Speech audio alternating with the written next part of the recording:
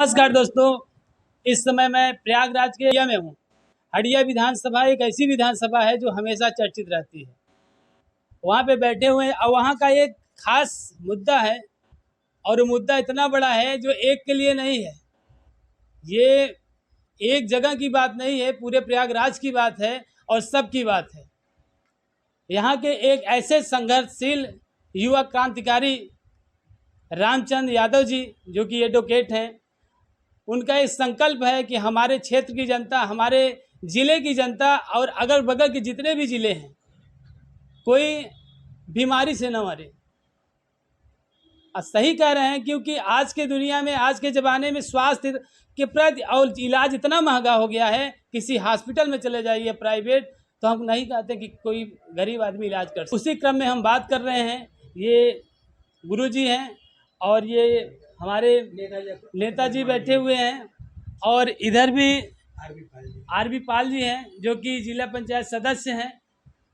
और ये इनका एक ग्रुप है, एक कमेटी है, जो ये कार्य हुआ, जो इतनी बड़ी योजनाएं बनी यहाँ से, ये इतना बड़ा सहयोग रहा इस टीम का कि आज ये टीम यहाँ से लेके अर्थ से लेके फर्श पे जाने का काम कर रही है।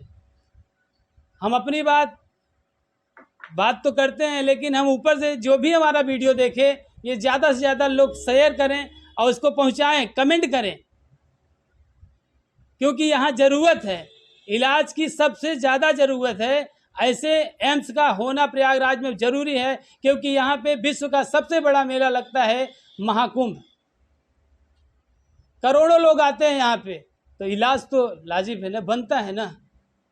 तो आइए गुरुजी से बात करते हैं। लोगों का बहुत बहुत धन्यवाद जी कि आप लोगों ने जो ये रामचंद्र यादव जी की मुहिम और यहाँ हड़िया विधानसभा और जनपद प्रयागराज के सभी क्रांतिकारियों और समाज सेवियों बुद्धिजीवियों की मुहिम है। इस मुहिम को लेकर के जो अभियान चल रहा, आप मान के चलिए कि जन जन का सहयोग है। रामचंद्र जी जो यहाँ से ये अभियान लेके चले हैं, यह अभियान आज का नहीं, आज के 10-15 साल पहले का उनका जनसंपर्क रहा है, जनसंघर्ष रहा है। वे जो है कैंसर पीड़ितों के लिए और तमाम जो है असाध्य रोग, जो बीमारी रही लोगों की, गरीबों के लिए, मजलूमों के लिए, जनसाधारण के सब के लिए उन्होंने बड़ा संघर्ष किया और सैकड़ों लोगों को सरकार से लाभ दिलवाया। तो और रामचंद्र जी उसी क्रम में, उसी जो है जो एक उनका अनुभव हुआ, जनता के बीच महसूस किया कि हमें यहाँ एम्स लाना चाहिए। तो उस एम्स को लाने के उद्देश्य से कई साथियों के साथ पदयात्रा पर निकले हैं। पूरी हड़िया, पूरा जनपद उनका आभार और अभिनंदन करता है, उनके सहयोग में लगा हुआ है। और ख़ास करके हड़िया में आप हमारे नेताजी हैं, कमल इमाम जी हैं, सुनील विद्यार्थी जी हैं, आरबी पाल जी हैं। तो उसमें हमारे कमल इमाम नेताजी का, आपका हर ऐसे कार्यक्रम में बहुत बड़ा योगदान होता है जो जनसेवा से और विकास से संबंधित होता है। तो मैं आप सबका धन्यवाद देता हूं और पूरी टीम को धन्यवाद देता हूं, रामचंद्र यादव जी के और सभी लोगों का मैं आभार प्रकट करता हूं। और आम लोगों से, इस आपके चैनल के माध्यम से मैं सभी यहाँ की जनता, जन जन से अपील करता हूँ कि इस अभियान को चलाने के लिए, एम्स लाने के लिए सभी लोग भरपूर समर्थन करें रामचंद्र जी का, और सरकार से के ऊपर ये जन एक तरह से मांग करें और अपनी ज़रूरत को एहसास कराएं। मैं आप सबका धन्यवाद देता हूं और चाहता हूं एम्स यहाँ पर हो। बहुत सही गुरुजी, क्योंकि यही बात जब हम सुने, हमारे कानों तक पहुंची, तो मुझसे रहा नहीं गया। कहीं ना कहीं दिल के अंदर ये बने था, ये चाहत थी कि हम भी वहां पहुंचे, लोगों से बात करें, क्योंकि इतना बड़ा काम छोटा आदमी नहीं कर सकता, उसके लिए भी जिगरा चाहिए, लोगों का सपोर्ट चाहिए। आइए मैं उसी क्रम में बात करता हूँ। युवा सर, क्या नाम है आपका? मैं अकमल इमाम एडवोकेट। आपने जो कुछ बातें कही उसको बस एक शेर में कह के अपनी बात को शुरू करूं कि हज़ारों साल नरगिस अपनी बेनूरी पे रोती है, बहुत मुश्किल से होता है चमन में दीदावर पैदा। क्या बात। रामचंद्र जी हमारे बड़े अच्छे मित्र हैं, बड़े अच्छे दोस्त हैं और हम लोगों ने मिल करके बहुत सारे काम किए हैं। रामचंद्र जी को अगर देखा जाए तो 10-15 साल से उस आदमी के अंदर अजीब सा नेतृत्व क्षमता है। उसके अंदर ये सोच कि कोई भी व्यक्ति गरीब है, मजलूम है, मजदूर है, कहीं उसको कोई दिक्कत नहीं होनी चाहिए।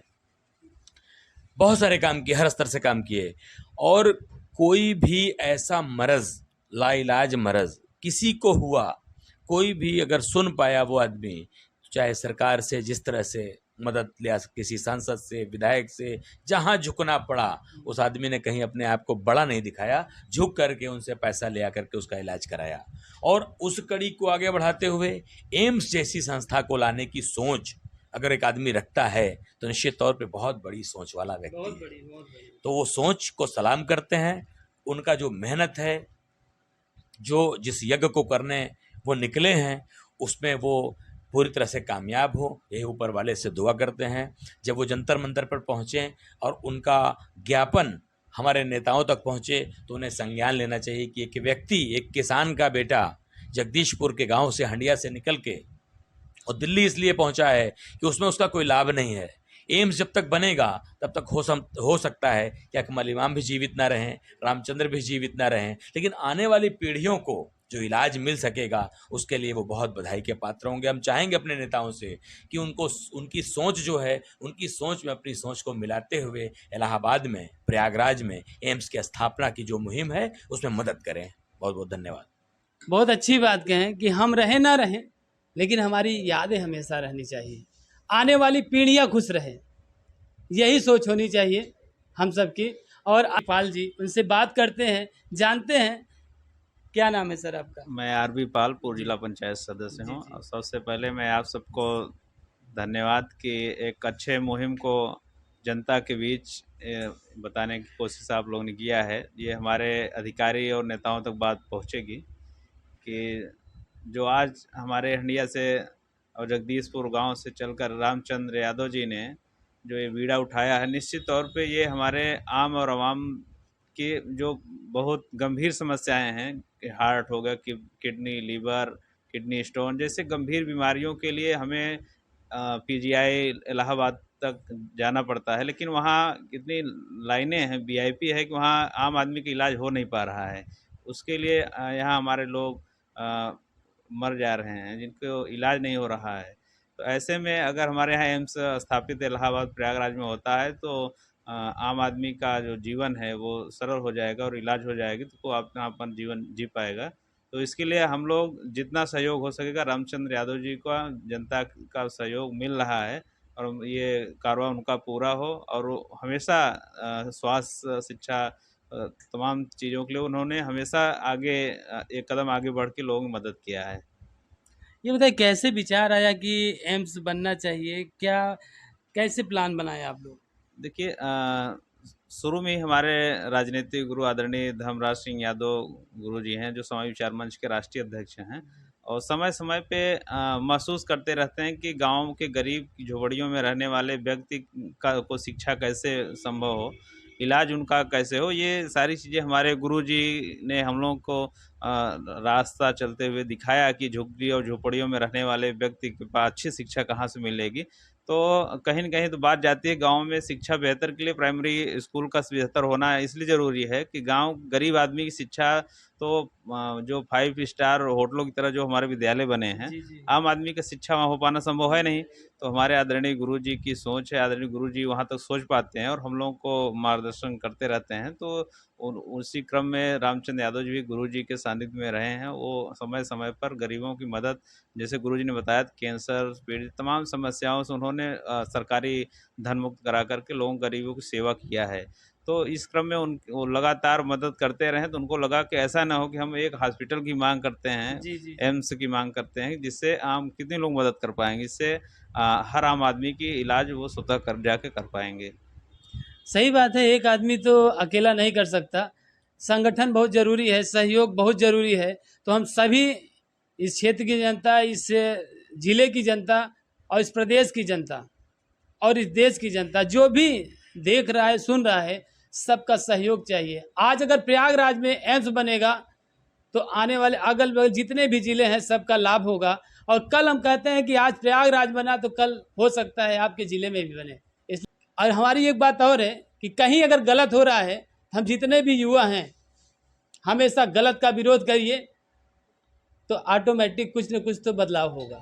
आइए, क्या नाम है सर आपका? नमस्कार सर, मेरा नाम सुनील कुमार विद्यार्थी है और मैं पिछले लगभग 10 वर्षों से आदरणीय एडवोकेट रामचंद्र यादव जी से परिचित हूँ। जैसा कि आदरणीय आज हमारे बीच में अकमल इमाम साहब नेताजी हैं और हमारे गुरु आदरणीय धर्मराज यादव गुरु जी हैं और बड़े भैया आदरणीय आरबी पाल जी हैं। आपको एम्स के मुहिम के बारे में बहुत सारी बातें बताएं। मैं पिछले 10 सालों में जितना रामचंद्र यादव जी को जानता हूं सर, उनसे जब से मैं मिला हूं, मेरा तो बचपन था, उसमें मैं पढ़ाई कर रहा था, लेकिन जब भी मैं उनसे मिला हमेशा सामाजिक चिंतक के रूप में वो मिलते थे और कहीं न कहीं उनके अंदर एक समाज के प्रति एक पीड़ा थी कि क्या मैं ऐसा करूं कि समाज में बदलाव आए और समाज को बहुत लाभ मिले। और यही सोच लेकर आज से कई सालों से एम्स को लेकर फेसबुक के माध्यम से, ट्विटर के माध्यम से और अपने कई मुहिम के माध्यम से प्रयागराज के ज़िले के अंदर एम्स बनाने की मांग को लेकर ये बहुत दिनों से प्रयासरत हैं सर।